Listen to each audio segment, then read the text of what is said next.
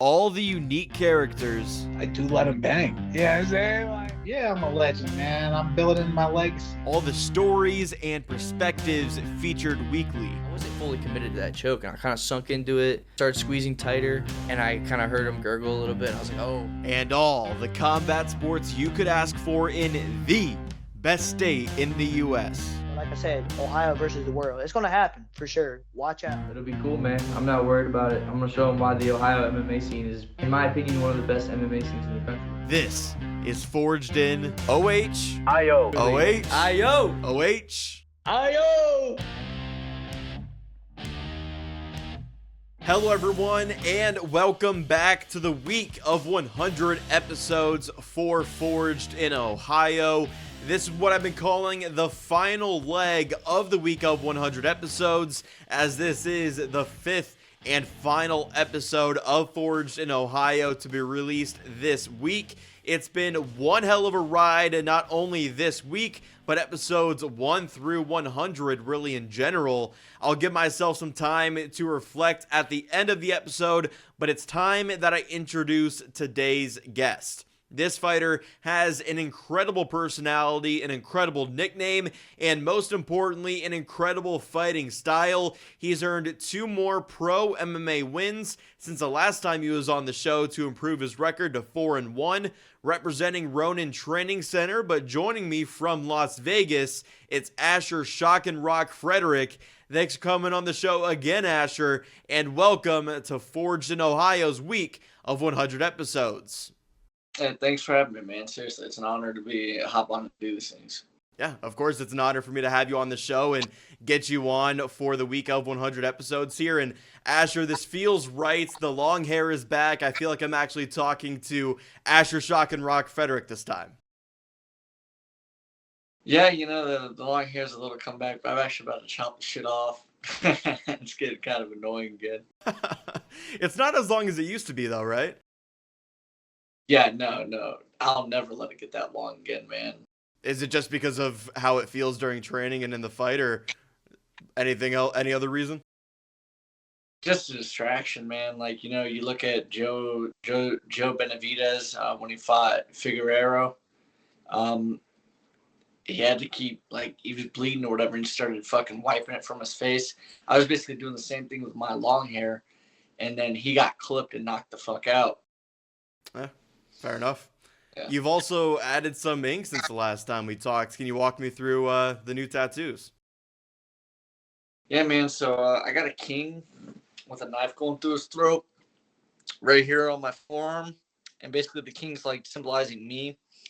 And the knife is the pressure of succeeding. And then the hand at the handle of the knife is everything around me killing me. And the pressure is killing me. And then I got a wolf in sheep's clothing on the outside of my forearm.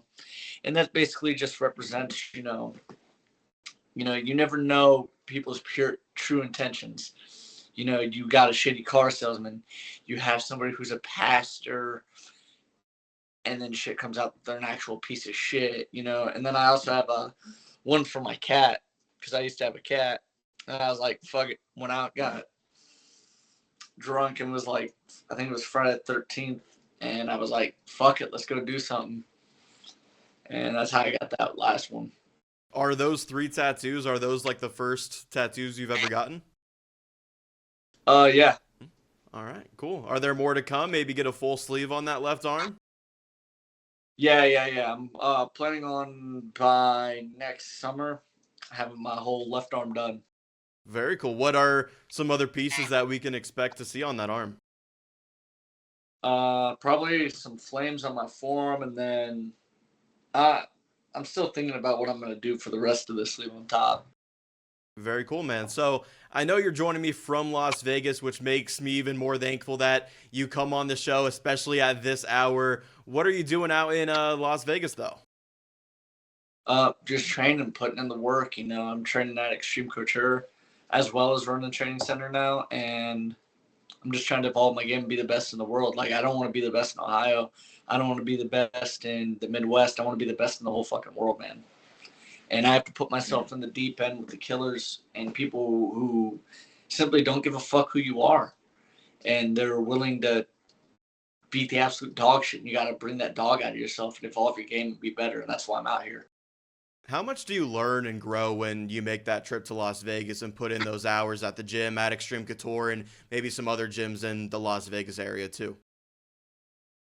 Dude, I mean, you learn so much. I mean, you don't really necessarily learn, but it's like everything becomes more simplified because you have high level athletes all working together, and you branch and learn from each other. It's not necessarily like you learn from the classes or anything, but it all comes down to the fundamentals, and that's really what separates the high level fighters and the low level fighters.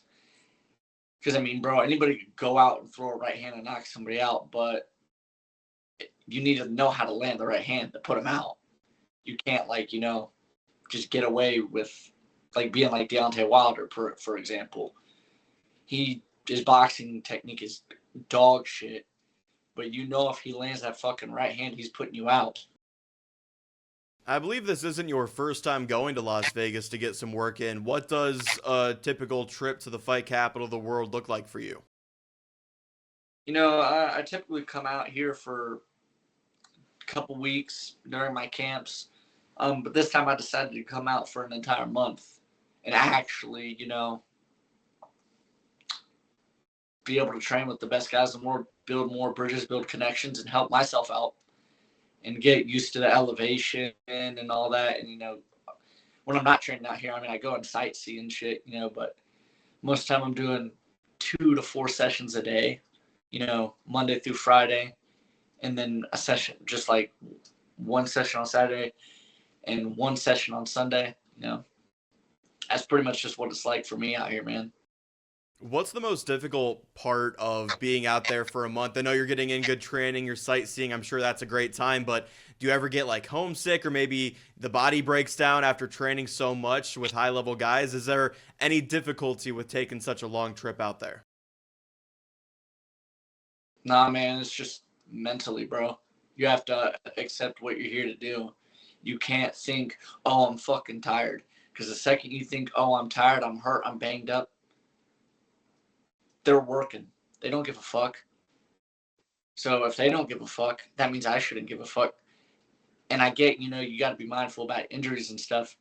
But sometimes you have to put that shit aside and focus on your goals. Has that been easy for you? Yeah, man, it's been easy as fuck to do that shit. I've been doing that my whole life.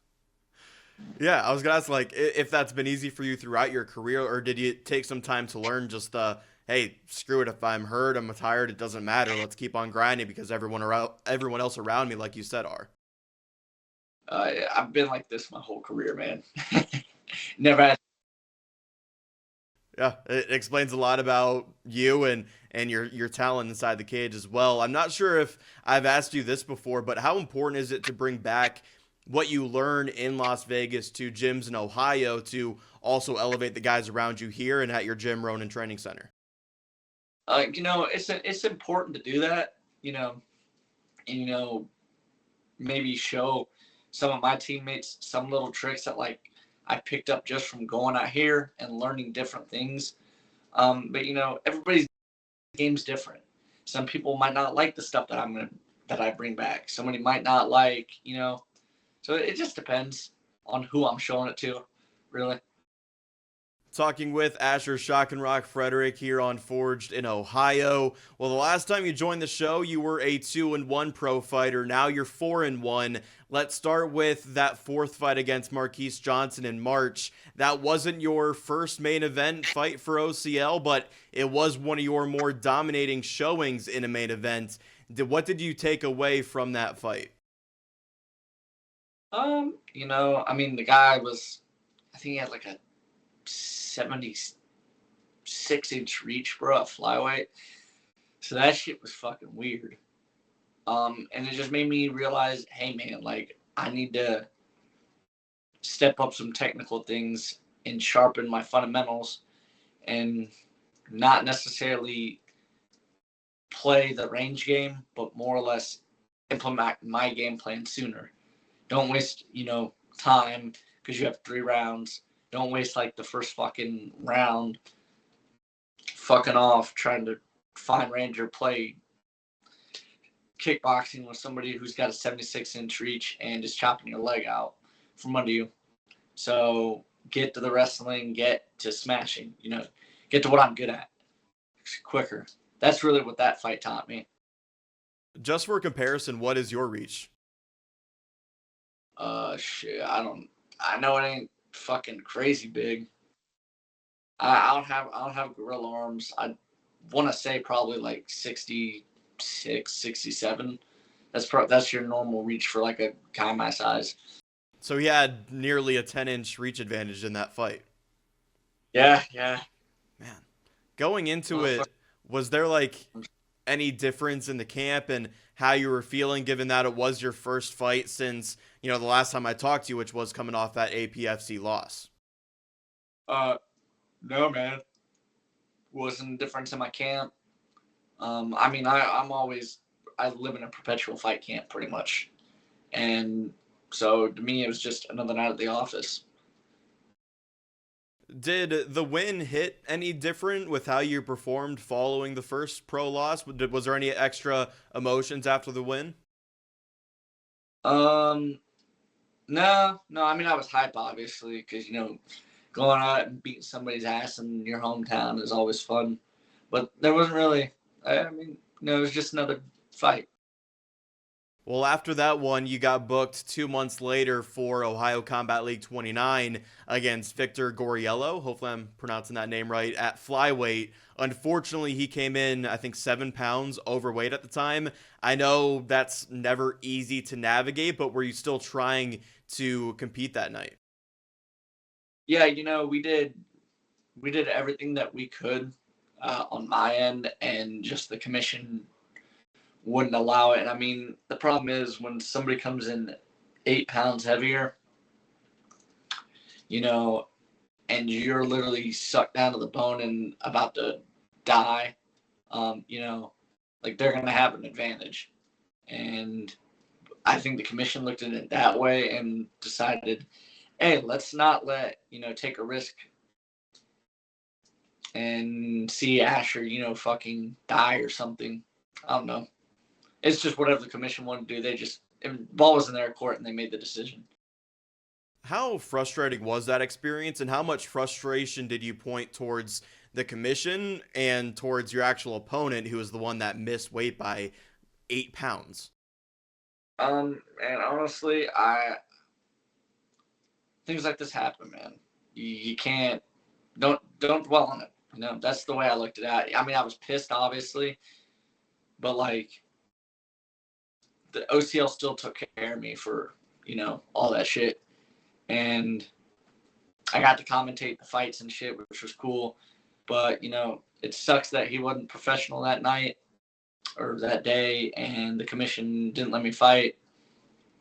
But I just, I had to handle it like that, man.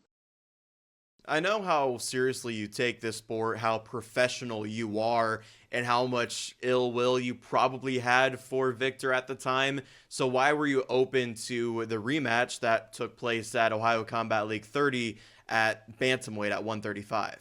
Because I want to beat his ass. If I asked to fight you one time, you miss weight. I get it, you miss weight, cool. But then you miss 125, okay, I'll fight you at 135. That way we both ain't got to really cut weight, or that much weight at least. And then, yeah. So but he missed weight at 135 too. Oh, did he really? Yeah, missed by like a pound or some shit. And I was like, I don't give a fuck. Like, a pound ain't make a fucking difference. Yeah, so were you even more motivated for when the fight was rescheduled because he missed weight and because you wanted to fight at OCL 29, but it got pushed back to 30, and maybe you wanted to beat him up that much more given the fact that he did miss weight by so much? Honestly, man, I'm not gonna lie. I was not motivated at all that entire training camp. When they rebooked it, I was just like, I already missed weight. Don't know if it's gonna happen. Is it gonna be on some stupid shit?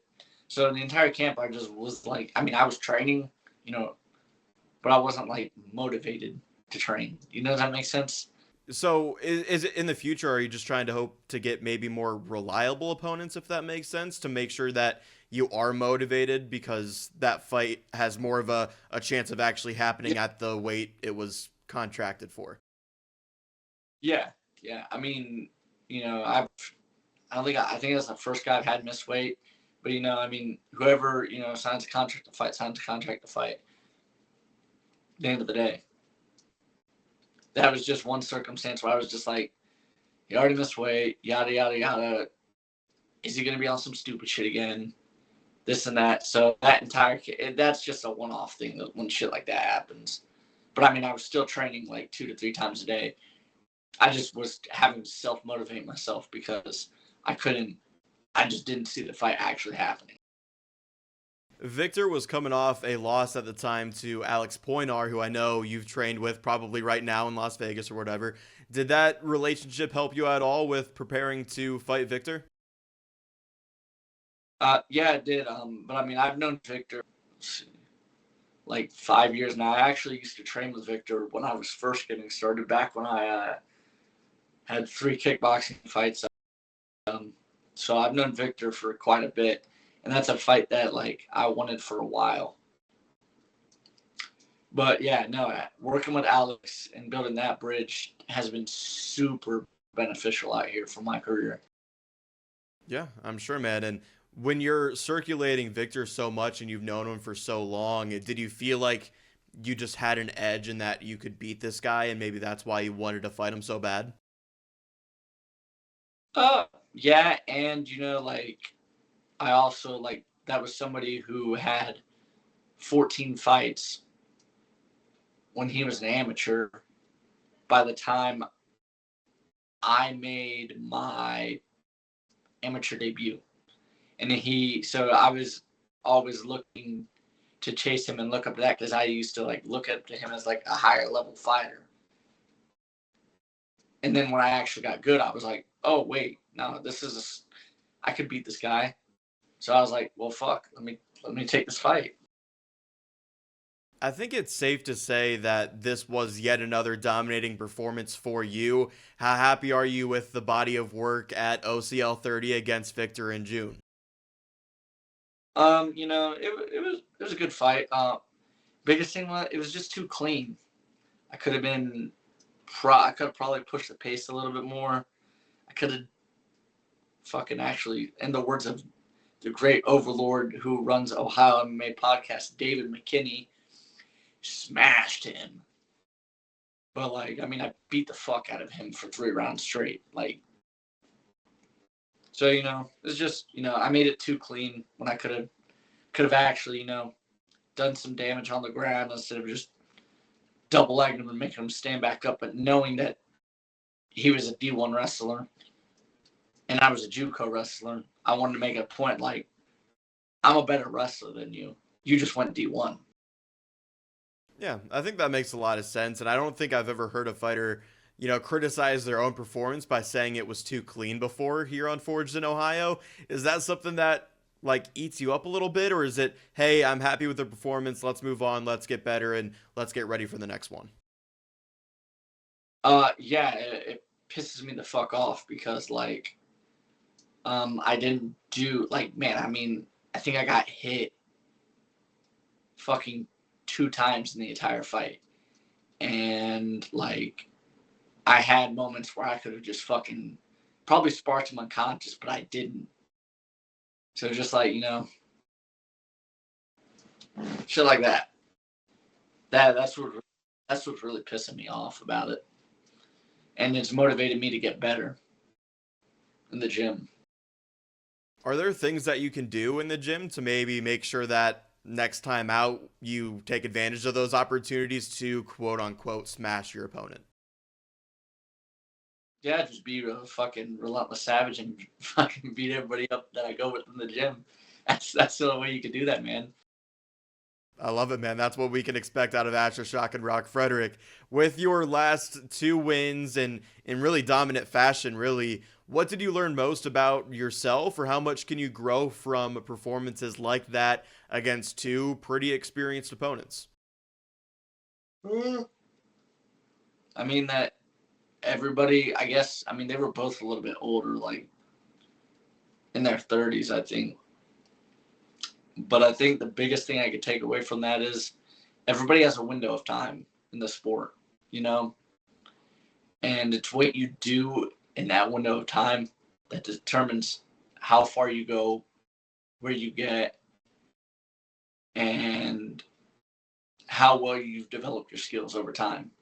Like, I want to be able to have a skill set to where I can fight the next generation of up and comers, almost like Max Holloway can.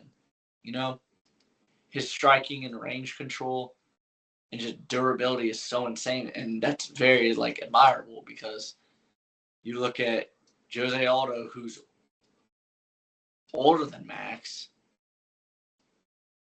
And I mean, Jose Aldo is another actual really good example of somebody whose skills have still lasted.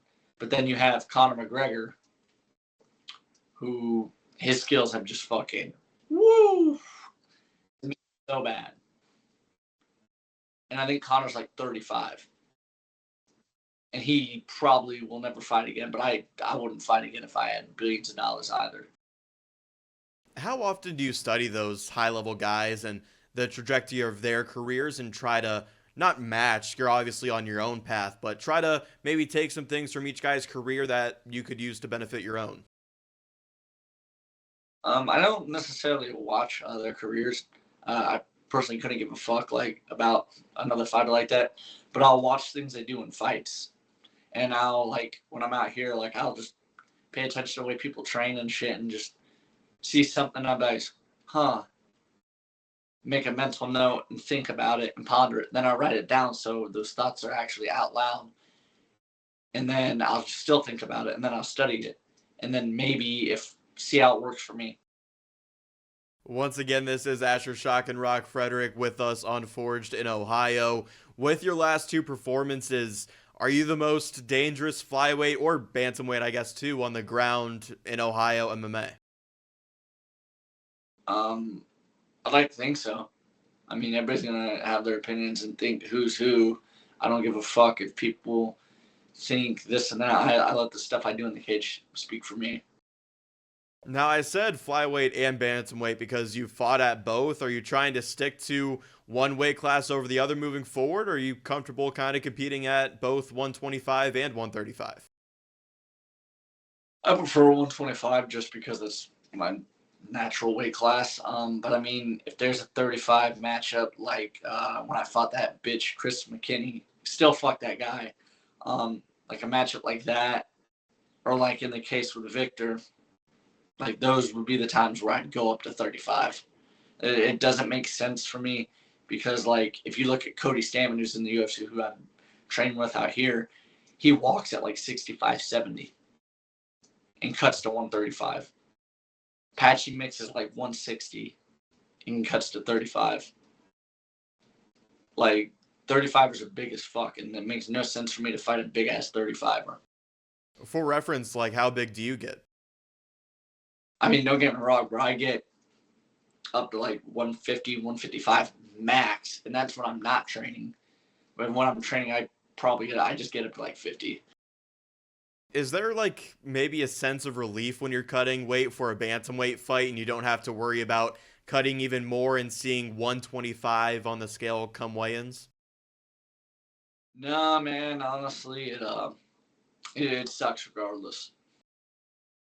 I hear you, man. When it comes to the cut down to 125, do you feel like you have it down pat, or are there still some things that you're trying to figure out to make it even more of a smoother process for you?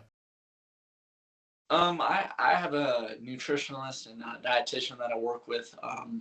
But I mean, it sucks regardless. Like there's nothing you can do to make it not suck. But I have the strength to endure anything in life, and cutting a little bit of weight and suffering for one night for the chance at glory, it's worth it. A common theme through this week of 100 episodes for Forged in Ohio is how all of these good fighters and their next steps for their pro careers have played out. Given how dangerous you are and what you've shown so far in the cage, do you feel like finding fights moving forward is going to be hard for you? I mean, yeah, probably. I mean, I've fucking had 6 people say no to me for November 9th for Ohio Combat League, so it's kind of, is what it is. Is that something that But pisses you off, or are you just, hey, I can only do what I can do? I'm the fighter, I'm not the matchmaker. It is what it is. no, it does piss me off because like I reach out to the matchmaker and do this and that, or I do, this, and like I'm hitting up different promotions across the country too. So I'm just gonna, what do you call it? Expand my horizons, and instead of fighting in Ohio, fucking fight somewhere else. Go into other people's backyards because I used to do that as an amateur a lot. I've done it as a pro 2 times, going into people's backyards and put on shows. I don't give a fuck where I gotta go to fight, man. Like I'm really about this life. Is that a setting that you thrive in when you're in your opponent's backyard? Yeah, man. I like going in and then beating people's asses and leaving the crowd silent. That's the best feeling in the whole world. Is that almost better than competing in your own hometown and having all the cheers? Do you prefer all the boos and setting them home quiet? Yeah, man. Yeah. I prefer silencing everybody, bro. I like when people doubt me. It makes me happy. I feel like there's been an appropriate step up in competition for every stage of your pro career so far. Are you hoping that you can keep that going and compete with someone even tougher than your last 2 opponents the next time you make that walk? Yeah, man. I mean, I'm in the room with the best guys in the world right now, and I've been in this room for like a third, or no, not third, a quarter of the year. Like I was out here for a while in April. I was out here for a while in June, and I'm out here for a while in October. So like, it's not even necessarily the toughness. I just, I just love the thrive of the competition, and I know I can handle anybody in the world on any given day. Like, just come to the thing about fighting is you're gonna be great in the gym. You're gonna be great in all your other fights, but ultimately it comes down to how you perform that night. And I believe in myself, and I believe that under any circumstance that I can perform, it doesn't matter who it's against. When can fans expect to see Asher Shock and Rock Frederick make that 6th pro walk to the cage? Man, I don't know. I was trying to fight November 9th. Try to find something November 8th. I've tried to find shit November 16th. I've tried to find I'll fucking fight somebody the day of Thanksgiving. I don't care. Whether, I gotta step up on 3 days notice and fight somebody, I will. Like I don't care at this point. Like you can expect it whenever. I'll just leave it at that. Yeah, you are one of the most active fighters to ever join Forged in Ohio. Do you think we see you before the end of the year comes, at least?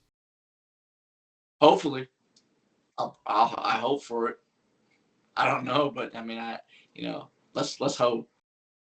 Have you done any thinking forward to what 2025 could have in store for you? You're 4-1. Hopefully, get one more in by the end of the year. Not only from like an activity standpoint for 2025, but where you might be from a year from now. Yeah, man. My goal, obviously, if I can get enough fights, get on the Contender Series next year, if I can. I mean, obviously, I don't have the backing of, every fucking company and this and that, and don't have necessarily the best to get to where I need to be. So we'll see if I can get there, but regardless, I'm going to fucking get there. I don't give a fuck if I have everybody backing me or not. Is that your goal, to stay active enough and stack enough wins to get that opportunity and this time next year compete on Dana White's Contender Series? Yeah, that's my goal. All right. I'd love to see it, man. You know that you're 4-1 right now, hopefully 5-1 by the end of 2025. how many more fights ideally do you think, and what would your record have to look like come August, September of next year, when the Contender Series usually happens? Maybe. Just depends, man. The UFC and Dana White, they don't give a fuck about who you fought. They just give a fuck if you have a win streak and you have finishes. That's all they care about. So if I can go out there and finish the next 3 people, I'll get the chance. Is that something that you're really like honing in on now too? Is like you got to finish these guys to really get that opportunity? Yeah. And I mean, sometimes you can't, like Victor's tough as fuck, bro. Victor literally fought Cody Garbrandt, bro, as an amateur. Like, that dude literally, like, he just has a fucking rock head, bro. So I literally could not finish that dude. Which is fucking wild. Because I was trying to fucking finish that motherfucker the entire time. Fair enough, man. Well, it looks like 2025 is going to be an exciting year for you. Before we wrap up, I want to give you the chance if you'd like to shout out or promote anything here on Forged in Ohio. Yeah, I'd just like to shout out everybody at Xtreme, everybody at Ronin, all my sponsors that believe in me. And that's really it, man. Thanks for having me. Of course, thank you for coming on the show for the 3rd time, especially to celebrate what's been an incredible week of 100 episodes for Forged in Ohio. And it wouldn't be right without having the only fighter I've actually trained with before, so I really appreciate that too. And you know what's next. It's the OHIO chant. So, OH... I.O. Thanks, Asher. I can't wait to see where you are a year from today. I'll always be in your corner, and I'm looking forward to doing more of these, my friend. Thank you, man. I appreciate it. That was Asher Shock and Rock Frederick, the 4-1 professional mixed martial artist. There's a reason why I call Asher one of the best guests to ever join the show, and I think that comes through with his personality and his brutally honest self and authentic self that he brings to every episode that he's featured on. I hope you enjoyed what's been the final leg of the week of 100 episodes of Forged in Ohio, and I could not be more sincere in saying that I hope you really have enjoyed this week as much as I have. Was it a lot of work? Yes. Was doing 5 times the amount of work in a given week a lot to put on myself? Absolutely. But do I regret it? Not for a single second. And that's because of this Ohio MMA community. I couldn't be more proud to have cemented myself in the Ohio MMA community. Over 100 episodes and 2 years of Forged in Ohio. I don't take the fans for granted that I built over time, and I certainly don't take the fighters for granted. Without them, this show simply would not exist. They've been all so generous with their time over the last 2 years, and sure, while I give them a platform, they afford me the opportunity to have this platform in the first place. So to the fighters, to the fans, to the Ohio MMA scene in general, a very sincere thank you goes out to all of them. It's been an incredible journey getting to 100 episodes of Forged in Ohio. I can't believe we're already here and we're not going anywhere. And you bet I'll do this again for episode 200 of the show in a little less than 2 years from now. I think that's all I have to say for now. I'll spare you the promotional materials at the end here. As always, my name is Jake Murren. Thank you all for watching or tuning in to the week of 100 episodes for Forged in Ohio. And I hope you celebrated this milestone with me by checking out all of the one-of-a-kind content this week. Thank you all again.